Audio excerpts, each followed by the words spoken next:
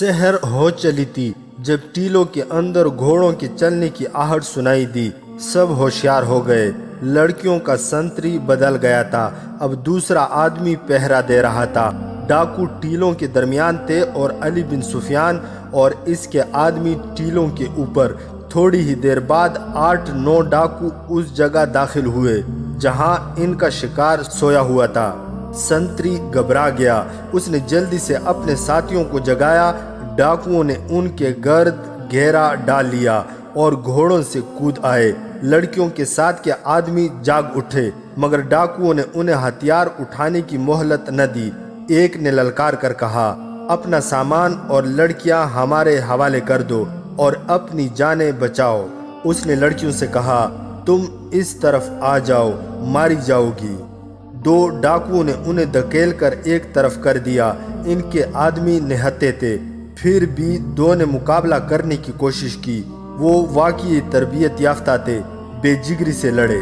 علی بن سفیان کی آواز پر جو اس نے پہلے مقرر کر رکھی تھی، اس کے آدمی عقابوں کی طرح ٹیلوں سے اترے اور ڈاکو ابھی سمجھ ہی نہ پائے تھے کہ یہ کون لوگ ہیں کہ ایک ایک برچی ایک ایک ڈاکو کے جسم میں داخل ہو چکی تھی۔ اس سے پہلے ڈاکوؤں کے ہاتھوں لڑکیوں کے ساتھ کے 2 آدمی مارے جا چکے تھے جن کا علی بن سفیان کو کوئی افسوس نہیں تھا۔ وہ غالباً یہی چاہتا تھا کہ ان میں سے 1-2 آدمیوں کا خون بہہ جائے تاکہ دوسروں پر خصوصاً لڑکیوں پر دہشت طاری ہو جائے۔ علی بن سفیان نے اپنے آدمیوں کو ٹیلوں پر چڑھایا اور ان لوگوں کے پاس بیٹھ گیا۔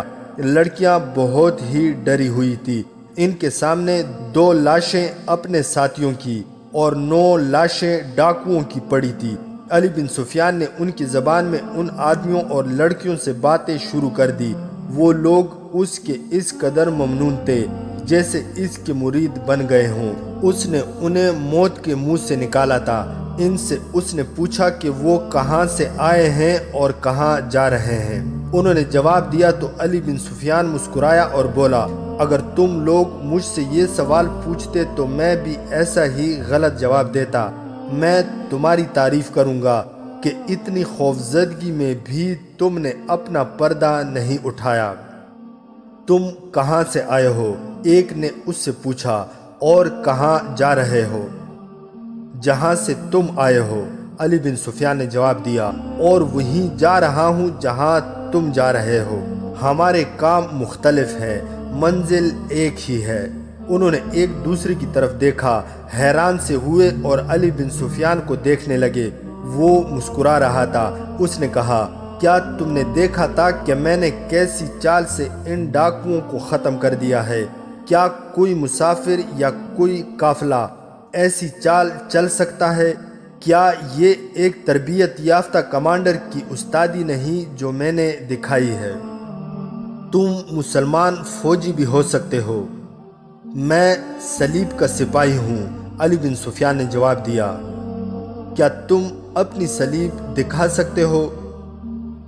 کیا تم اپنی صلیب مجھے دکھا سکتے ہو؟ علی بن سفیان نے پوچھا اور سب کی طرف دیکھ کر کہا، تم نہیں دکھا سکتے، تمہارے پاس صلیبیں نہیں ہیں، کیونکہ جس کام کے لیے تم جا رہے ہو اس میں صلیب ساتھ نہیں رکھی جا سکتی۔ میں تم سے تمہارے نام نہیں پوچھوں گا، اپنا نام بھی نہیں بتاؤں گا، اپنا کام نہیں بتاؤں گا، صرف یہ بتا دینا ضروری سمجھتا ہوں کہ ہم ایک ہی منزل کے مسافر ہیں اور ہم میں سے معلوم نہیں کون کون اپنے وطن کو واپس لوٹ سکے گا۔ ہم ضرور کامیاب ہوں گے۔ خدا وند یسوع مسیح نے جس طرح مجھے اور میرے آدمیوں کو تمہاری مدد کے لیے بھیجا ہے، یہ نشانی ہے کہ تم صحیح راستے پر ہو اور تم کامیاب ہوگے۔ نور الدین زنگی کی موت اس حقیقت کی نشانی ہے کہ دنیا پر صلیب کی حکومت ہوگی۔ مسلمانوں کا کون سا امیر رہ گیا ہے جو ہمارے جال میں نہیں آ گیا؟ میں تمہیں یہی نصیحت کروں گا کہ تم ثابت قدم رہنا۔ اس نے لڑکیوں کی طرف دیکھ کر کہا، تمہارا کام سب سے زیادہ نازک اور خطرناک ہے۔ خدا وند یسوع مسیح تمہاری قربانی کو کبھی فراموش نہیں کرے گا۔ ہم جو مرد ہیں وہ اپنی جان دے کر دنیا کی مشکلات سے آزاد ہو جاتے ہیں۔ تمہاری کوئی جان نہیں لیتا، تم سے آبرو کی قربانی لی جاتی ہے، اور یہی سب سے بڑی قربانی ہے۔ علی بن سفیان استاد تھا، اس کی زبان میں ایسا طلسم تھا کہ وہ سب دم بخود ہو گئے۔ تھوڑی ہی دیر میں اس نے ان سے کہلوا لیا کہ وہ صلیبی ہیں اور تخریب کاری کے لیے دمشق اور دیگر علاقوں میں جا رہے ہیں۔ وہ بھی تاجروں کے بھیس میں تھے۔ علی بن سفیان صلیبیوں کے نظام جاسوسی کی خفیہ باتیں اور اصطلاحیں جانتا تھا۔ اس وقت تک وہ بے شمار صلیبی جاسوس پکڑ کر ان سے اقبال جرم کروا چکا تھا۔ اس نے جب ان اصطلاحوں میں باتیں کی تو لڑکیوں اور ان کے ساتھ کے آدمیوں کو نہ صرف یقین ہو گیا کہ وہ صلیبی جاسوس ہے، بلکہ وہ اسے جاسوسوں کا کمانڈر سمجھنے لگے۔ اس نے انہیں بتایا کہ اس کے ساتھ 100 آدمی ہیں، ان میں لڑاکا جاسوس بھی ہیں اور فدائی بھی، جو دمشق وغیرہ میں ان اعلیٰ افسروں کو قتل کرنے یا غائب کرنے جا رہے ہیں جو صلاح الدین ایوبی کے مکتب فکر کے پیروکار ہیں۔ اس نے انہیں بتایا کہ وہ لمبے عرصے سے مصر میں کام کر رہا تھا، اب اسے ادھر بھیجا جا رہا ہے۔ اس گروہ نے علی بن سفیان کے سامنے اپنا پردہ اٹھا دیا اور ایک مشکل پیش کی۔ وہ یہ تھی کہ ان کا کمانڈر ڈاکوؤں کے ہاتھوں مارا گیا تھا۔ وہ ان علاقوں میں پہلے بھی آ چکا تھا جہاں وہ جا رہے تھے۔ اس کے مارے جانے کے بعد وہ اندھے ہو گئے تھے۔ انہیں ایک رہنما کی ضرورت تھی۔ علی بن سفیان نے انہیں تسلی دی کہ وہ اپنے مشن سے ہٹ کر ان کی رہنمائی کرے گا۔ وہ اس سے اپنا مشن بتا دے۔ انہوں نے بتا دیا۔ انہیں چند 1 سالاروں کے نام بتا کر کہا گیا تھا کہ ان تک تحفے پہنچانے ہیں اور لڑکیوں کو ضرورت کے مطابق استعمال کرنا ہے۔ ایسے سالاروں اور امیروں تک رسائی حاصل کرنی ہے جو صلیبیوں کو اپنا دشمن سمجھتے ہیں۔ انہیں صلیبیوں کا دوست بنانا ہے۔ اس مرحلے میں آ کر میرا اور تمہارا کام ایک ہو جاتا ہے۔ علی بن سفیان نے کہا، مجھے ان سالاروں اور قائدین کو ختم کرنا ہے جو دل سے صلیب کی دشمنی نہیں نکال رہے۔ تم دمشق میں کہاں قیام کرو گے؟ تم دیکھ رہے ہو کہ ہم تاجر بن کر جا رہے ہیں۔ ایک نے جواب دیا، دمشق کے قریب یہ لڑکیاں باپردہ مسلمان عورتیں بن جائیں گی۔ ہم سرائے میں قیام کریں گے، وہاں سے تاجروں کے بھیس میں سالاروں وغیرہ تک جائیں گے۔ اگلی صبح علی بن سفیان کا قافلہ دمشق کی سمت جا رہا تھا۔ یہ صلیبی آدمی اور لڑکیاں بھی اس قافلے میں شامل ہو گئی تھی۔ جانوروں میں ڈاکوؤں کے گھوڑوں کا اضافہ ہو گیا تھا۔ صلیبیوں نے علی بن سفیان کو اپنا لیڈر بنا لیا تھا۔ ان کی نظر میں وہ صلیبی تھا۔ اس نے انہیں کہا تھا کہ وہ اس کے کسی آدمی کے ساتھ بات نہ کرے، کیونکہ ان میں مسلمان بھی ہیں جو بے شک فدائی اور تخریب کار ہیں، لیکن ان کا کوئی بھروسہ نہیں۔ راستے میں علی بن سفیان نے ان صلیبیوں کو اپنے ساتھ رکھا اور ان سے باتیں پوچھتا رہا۔ اس سے کام کی بہت سی باتیں معلوم ہو گئیں۔ اگلے روز قافلہ دمشق میں داخل ہوا۔ علی بن سفیان کی ہدایت پر سرائے میں جانے کے بجائے قافلے نے ایک میدان میں خیمے گاڑ دیے۔ لوگوں کا ہجوم جمع ہو گیا۔ باہر سے جب تاجروں کے قافلے آتے تھے تو لوگ ان کے گرد جمع ہو جایا کرتے تھے۔ ان کی کوشش یہ ہوتی تھی کہ مال دکانوں میں جانے سے پہلے ہی قافلے سے خرید لیا جائے، وہاں سے کم قیمت پر اشیاء مل جاتی تھی۔ علی بن سفیان نے اعلان کیا کہ 10 گھوڑے بھی بکاؤ ہیں۔ اس ہجوم میں دمشق کے تاجر اور دکاندار بھی تھے۔ 2-4 گھنٹوں میں وہاں میلہ لگ گیا۔ علی بن سفیان نے اپنے آدمیوں سے کہہ دیا کہ وہ مال روکے رکھے اور جلدی فروخت نہ کرے۔ اتنا زیادہ ہجوم دیکھ کر اس نے اپنے چند ایک ذہین آدمیوں سے کہا کہ وہ لوگوں میں گھل مل جائیں اور ان کے خیالات معلوم کریں۔ یہ آدمی اس کام کے ماہر تھے۔ وہ چوغے اتار کر ہجوم میں شامل ہو گئے۔ ان میں سے 2-3 شہر میں چلے گئے۔ علی بن سفیان اور اس کے تمام آدمیوں نے مغرب کی نماز مختلف مسجدوں میں تقسیم ہو کر پڑھی۔ صلیبیوں کو وہ خیماگاہ میں چھوڑ گئے تھے۔ مسجدوں میں انہوں نے لوگوں کو بتایا کہ وہ قاہرہ سے آئے ہیں اور تاجر ہیں۔ لوگوں کے ساتھ گپ شپ کے انداز میں انہوں نے ان کے خیالات معلوم کر لیے۔ لوگوں کے خیالات اور جذبات امید افزا تھے۔ ان میں کچھ لوگ بھڑکے ہوئے بھی تھے۔ وہ نئے خلیفہ اور امراء کے خلاف باتیں کرتے تھے، اور ان میں اونچی حیثیت کے لوگ بھی تھے جو جانتے اور سمجھتے تھے کہ دنیا اسلام کو صلیب للکار رہی ہے اور اپنی خلافت عیاش امراء کے ہاتھ آ گئی ہے۔ وہ بہت پریشان تھے اور کہتے تھے کہ زنگی کے بعد صرف صلاح الدین ایوبی ہے جو اسلام کا نام زندہ رکھ سکتا ہے۔ علی بن سفیان نے اپنے آدمیوں کو بتا دیا تھا کہ یہ لڑکیاں اور آدمی صلیبی ہیں، اور ان پر یہی ظاہر کرتے رہیں کہ ہم سب صلیب کے مشن پر آئے ہیں۔ انہیں کوئی شک نہیں ہوا تھا۔ علی بن سفیان نے انہیں بتایا تھا کہ وہ آج رات آرام کرے اور اس کی ہدایات کا انتظار کرے۔ رات کو وہ ایک سالار توفیق جواد کے گھر چلا گیا۔ وہ تاجروں کے بھیس میں تھا اور مصنوعی داڑھی لگا رکھی تھی۔ اس نے دربان سے کہا کہ اندر اطلاع دو کہ قاہرہ سے آپ کا ایک دوست آیا ہے۔ دربان نے اندر اطلاع دی تو علی بن سفیان کو اندر بلا لیا گیا تھا۔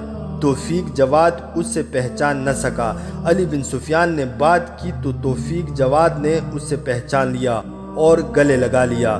علی بن سفیان کو اس شخص پر بھروسہ تھا۔ اس نے اپنے آنے کا مقصد بتا دیا اور یہ بھی بتایا کہ کچھ صلیبی جاسوسوں اور لڑکیوں کو پھانس لایا ہے اور اب یہ سوچنا ہے کہ انہیں کس طرح استعمال کیا جائے۔ اس سے پہلے مجھے یہ بتاؤ کہ یہاں کے اندرونی اور بیرونی حالات کیا ہیں؟ علی بن سفیان نے اس سے پوچھا۔ قاہرہ میں بڑی تشویشناک خبریں پہنچی ہیں۔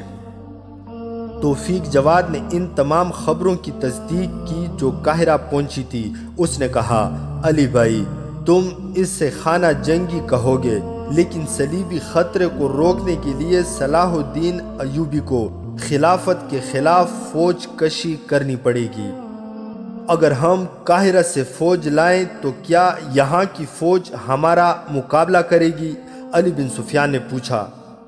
تم لوگ حملے کے انداز سے نہ آؤ، توفیق جواد نے کہا۔ صلاح الدین ایوبی یہ ظاہر کرے کہ وہ خلیفہ سے ملنے آئے ہیں اور خلیفہ کی تعظیم کے لیے فوج کے کچھ دستے ساتھ لائے ہیں۔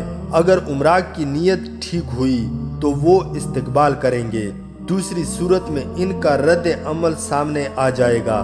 جہاں تک یہاں کی فوج کا تعلق ہے، میں وثوق سے کہتا ہوں کہ یہ فوج تمہارا مقابلہ نہیں کرے گی بلکہ تمہارا ساتھ دے گی، مگر یہ بھی ذہن میں رکھو کہ تم جتنا وقت ضائع کرو گے یہ فوج اتنی تم سے دور ہوتی چلی جائے گی۔ اس فوج کا وہ جذبہ مارنے کی کوششیں شروع ہو گئی ہیں جو اسلامی فوج کی اصل قوت ہے۔ تم جانتے ہو علی بھائی، حکمران جو عیش و عشرت کے دلدادہ ہوتے ہیں وہ سب سے پہلے دشمن کے ساتھ سمجھوتا کرتے ہیں تاکہ جنگ و جدل کا خطرہ ٹل جائے، پھر وہ فوج کو کمزور کرتے ہیں اور ایسے سالاروں کو منظور نظر اپناتے ہیں جو خدائی احکام کے بجائے ان کی خواہشات کے پابند ہوں۔ وہ صلاح الدین ایوبی جیسے سالاروں کو پسند نہیں کرتے۔ یہ عمل یہاں شروع ہو چکا ہے۔ ہمارے اعلیٰ رتبوں کے چند ایک فوجی افسر اپنے جذبے اور ایمان سے دستبردار ہو چکے ہیں۔ ابھی مجھ جیسے ایسے سالار بھی ہیں جو صلیبیوں کو کبھی دوست نہیں کہیں گے اور نور الدین زنگی کے جذبہ جہاد کو زندہ رکھیں گے، مگر وہ اپنے طور پر خلافت کے احکام کے بغیر کیا کر سکتے ہیں؟ کیا میں سلطان ایوبی سے یہ کہہ دوں کہ یہاں کی فوج ہمارا ساتھ دے گی؟ علی بن سفیان نے پوچھا۔ ضرور کہہ دو، توفیق جواد نے جواب دیا۔ البتہ خلیفہ کے محافظ دستے یا باڈی گارڈ اور امراء کے محافظ دستے تمہارے خلاف لڑیں گے۔ ان دستوں کی نفری کم نہیں اور ان میں چنے ہوئے سپاہی ہیں۔ جب سے زنگی فوت ہوئے ہیں ان دستوں کی خاطر و مدارت پہلے سے زیادہ ہونے لگی ہے۔ انہیں غالباً خانہ جنگی کے لیے تیار کیا جا رہا ہے۔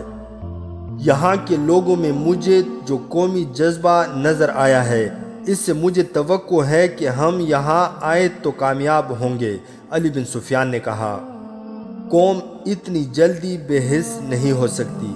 توفیق جواد نے جواب دیا، جس قوم نے اپنے بیٹے شہید کرائے ہوں وہ اپنے دشمن کو کبھی نہیں بخشتی، اور جس فوج نے دشمن سے دو دو ہاتھ کیے ہوں اس سے اتنی جلدی سرد نہیں کیا جا سکتا، مگر حکمرانوں کے پاس ایسے ایسے ہتھ کنڈے ہوتے ہیں جو قوم اور فوج کو مردہ کر دیا کرتے ہیں۔ اب قوم اور فوج میں نفاق پیدا کیا جا رہا ہے، قوم کی نظر میں فوج کو گرایا جا رہا ہے۔ میں محترم زنگی کی بیوہ سے ملنا چاہتا ہوں، علی بن سفیان نے کہا۔ وہ خلیفہ کی والدہ بھی ہیں، انہوں نے سلطان ایوبی کی خدمت میں پیغام بھیجا تھا کہ وہ اسلام کی آبرو کو بچائیں۔ کیا یہ ممکن ہو سکتا ہے کہ انہیں یہاں بلا لیا جائے؟ کل ہی ان سے ملاقات ہوئی تھی، توفیق جواد نے کہا۔ میں انہیں بلا سکتا ہوں، تمہارا نام سن کر وہ فوراً آ جائیں گی۔ توفیق جواد نے اپنی خادمہ کو بلا کر کہا کہ خلیفہ کی والدہ کے ہاں جاؤ، میرا سلام کہنا اور ان کے کان میں کہنا کہ قاہرہ سے کوئی آیا ہے۔ جب علی بن سفیان توفیق جواد کے پاس بیٹھا تھا اس وقت اس کی خیمہ گاہ میں رونق تھی۔ رات خاصی گزر گئی تھی، خریداروں کا ہجوم بہت دیر ہوئی جا چکا تھا۔ علی بن سفیان کے 100 آدمیوں نے لمبا سفر طے کیا تھا۔ وہ بازار سے دمبے اور بکرے لے آئے تھے جنہیں ذبح کر کے وہ کھا رہے تھے اور ہنسی مذاق میں مصروف تھے۔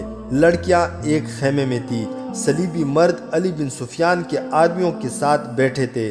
انہوں نے شراب نکال لی تاکہ محفل کی رونق دوبالا ہو جائے۔ انہوں نے سب کو شراب پیش کی تو سب نے انکار کر دیا۔ صلیبی حیران ہوئے۔ علی بن سفیان نے انہیں بتایا تھا کہ ان میں مسلمان بھی ہیں اور عیسائی بھی۔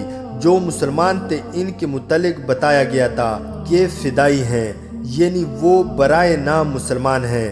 اصل میں وہ حسن بن صبا کے فرقے کے تھے جو شراب کو حرام نہیں سمجھتے تھے۔ صلیبیوں کو کچھ شک ہوا، وہ آخر تربیت یافتہ جاسوس تھے۔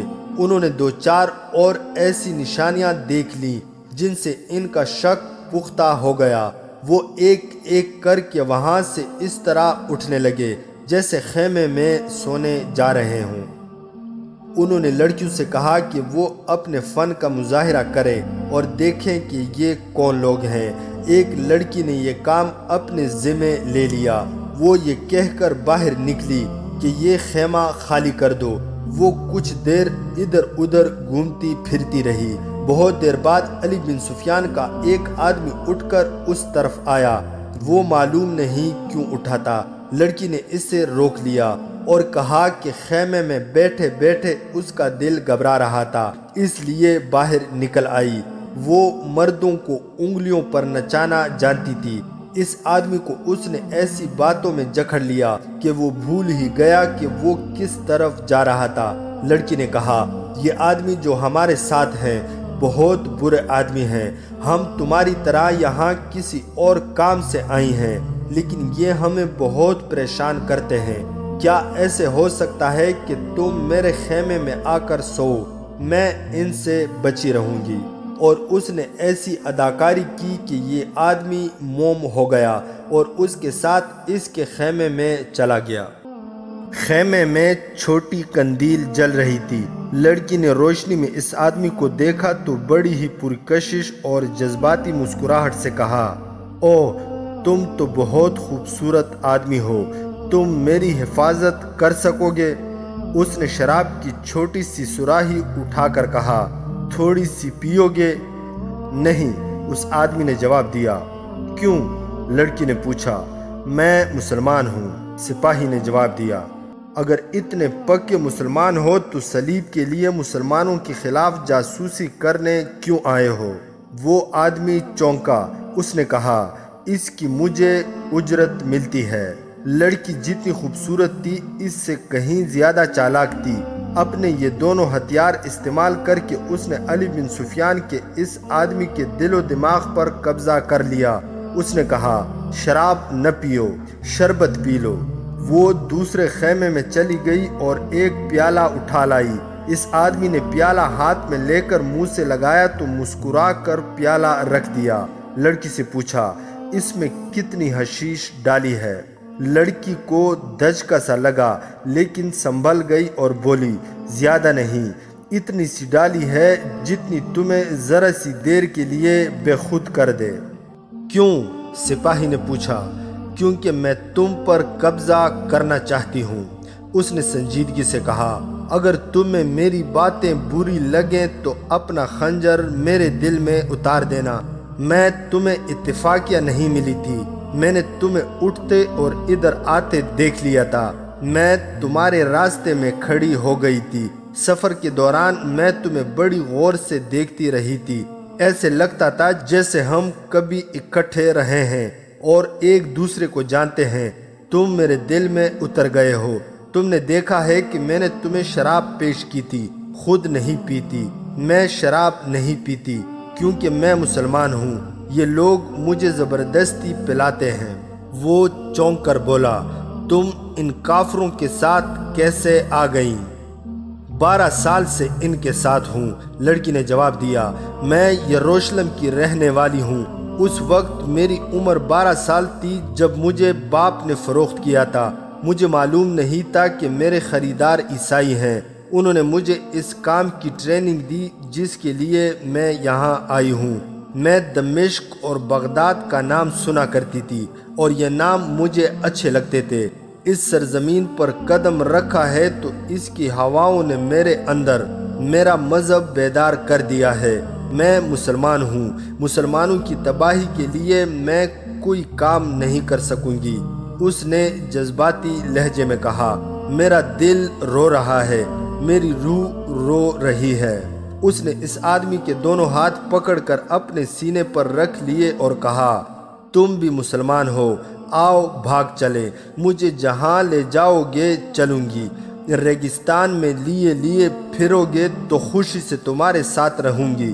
تم بھی اپنی قوم کو دھوکہ دینے سے باز آ جاؤ۔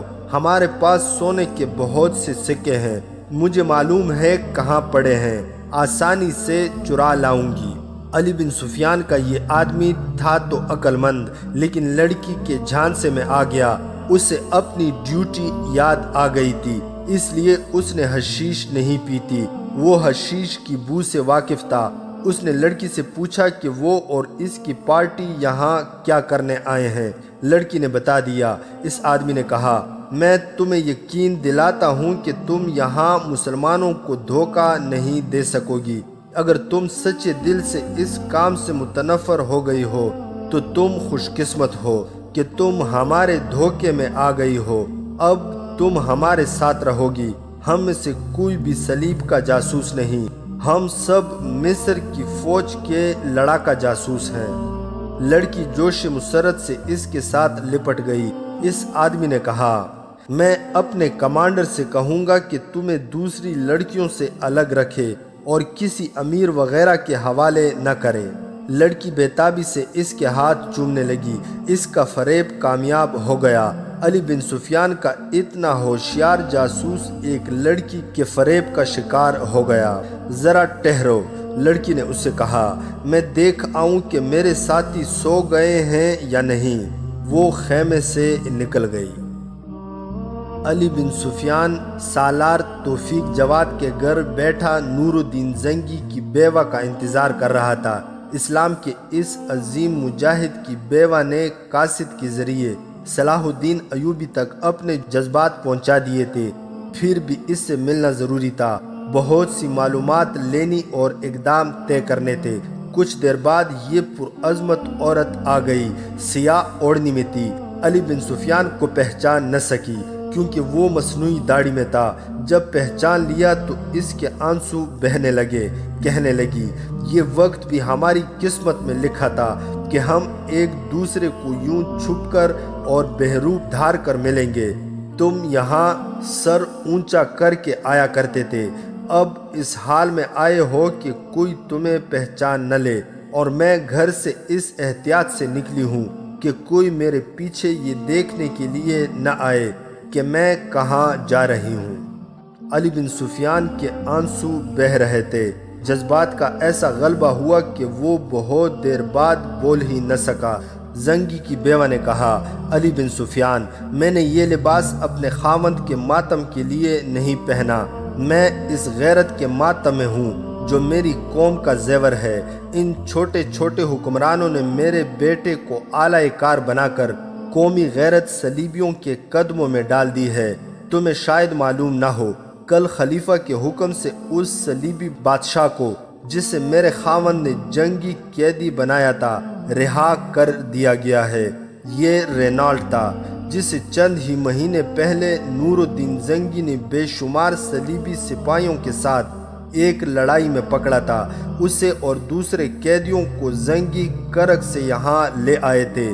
زنگی بہت خوش تھے، کہتے تھے کہ میں صلیبیوں کے ساتھ ایسی سودا بازی کر کے اس صلیبی حکمران کو چھوڑوں گا جو ان کی کمر توڑ دے گی۔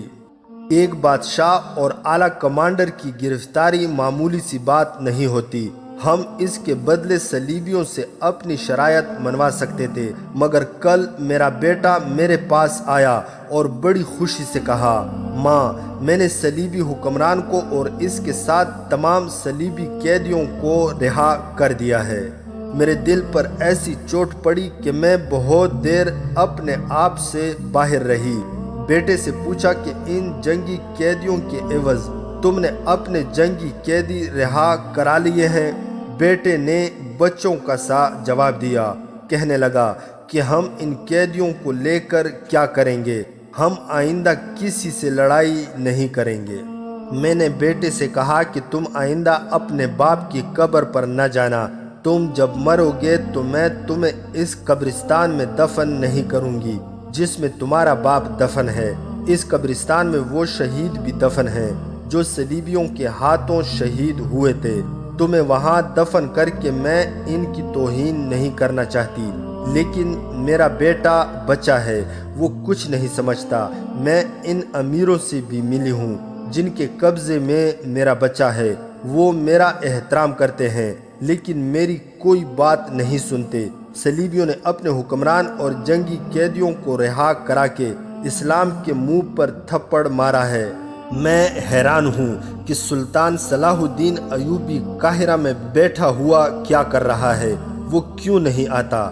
علی بن سفیان، صلاح الدین ایوبی کیا سوچ رہا ہے؟ اس سے کہنا تمہاری ایک بہن تمہاری غیرت کا ماتم کر رہی ہے۔ اسے کہنا کہ وہ سیاہ لباس اس روز اتارے گی جس روز تم دمشق میں داخل ہو کر مجھے دکھا دو گے کہ تم نے ملت اسلامیہ کی آبرو ان عیاش و ایمان فروشوں سے چھین لی اور اسے بچا لیا ہے، ورنہ میں اس لباس میں مر جاؤں گی اور وصیت کر جاؤں گی کہ مجھے اس لباس میں دفن کیا جائے، کفن نہ پہنایا جائے۔ میں روز قیامت اپنے خاوند اور خدا کے سامنے سفید کفن میں نہیں جانا چاہتی۔ میں ان جذبات کو اچھی طرح سمجھتا ہوں۔ علی بن سفیان نے کہا، آئیے حقیقت کی بات کریں۔ سلطان ایوبی آپ کی ہی طرح بےتاب اور بے چین ہیں۔ آپ جانتی ہیں کہ ہمیں کوئی کارروائی جذبات اور اشتعال کے زیر اثر نہیں کرنی چاہیے۔ یہاں کے حالات کا جائزہ لینا ضروری ہے۔ ہم اس کوشش میں ہیں کہ خانہ جنگی نہ ہو۔ اس کی ایک ہی صورت ہے اور وہ یہ کہ قوم ہمارا ساتھ دے۔ فوج کے متعلق توفیق جواد مجھے یقین دلا چکے ہیں کہ ہماری فوج کے خلاف نہیں لڑے گی، البتہ محافظ دستے مقابلہ کریں گے۔ قوم آپ کے ساتھ ہے، زنگی کی بیوہ نے کہا۔ میں عورت ہوں، میدان جنگ میں نہیں جا سکتی۔ میں ایک اور محاذ پر لڑتی رہی ہوں۔ میں نے قوم کی عورتوں میں ملی جذبہ اس حد تک پیدا کر رکھا ہے کہ آپ کسی بھی وقت انہیں میدان جنگ میں لے جا سکتے ہیں۔ میرے انتظامات کے تحت یہاں کی تمام نوجوان لڑکیاں تیغ زنی اور تیر اندازی کی مہارت رکھتی ہیں۔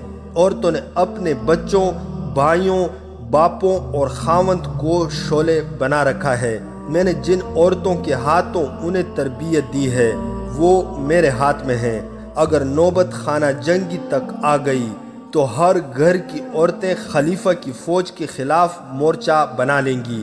اگر صلاح الدین ایوبی فوج لے کے آئے تو میرا خلیفہ بیٹا اور اس کے حاشیہ بردار اپنے آپ کو تنہا پائیں گے۔ تم جاؤ برادر علی، فوج لاؤ، یہاں کے حالات مجھ پر چھوڑو۔ قوم کی طرف سے تم پر ایک بھی تیر نہیں چلے گا۔ اگر تم ضرورت سمجھو کہ میرے بیٹے کو قتل کر دیا جائے تو بھول جانا کہ وہ نور الدین زنگی کا اور میرا بیٹا ہے۔ میں اپنے بیٹے کے جسم کے ٹکڑے کرا لوں گی، سلطنت اسلامیہ کو ٹکڑے ٹکڑے ہوتے نہیں دیکھ سکوں گی۔ توفیق جواد نے بھی علی بن سفیان کو یقین دلایا کہ خانہ جنگی نہیں ہوگی۔ اس کے بعد انہوں نے اسکیم بنائی کہ سلطان ایوبی کس طرح آئے گا اور یہاں کیا ہوگا۔ یہ طے ہوا کہ سلطان ایوبی خاموشی سے آئے گا اور خلیفہ اور اس کے حاشیہ برداروں کو بے خبری میں آن لے گا۔ داستان ایمان فروشوں کی اگلی قسط آپ لوگ ہماری نیکسٹ ویڈیو میں ملاحظہ کر سکتے ہیں۔ مزید حقیقی اور تاریخی واقعات کے لیے اس چینل کو سبسکرائب کرنا نہ بھولیے گا۔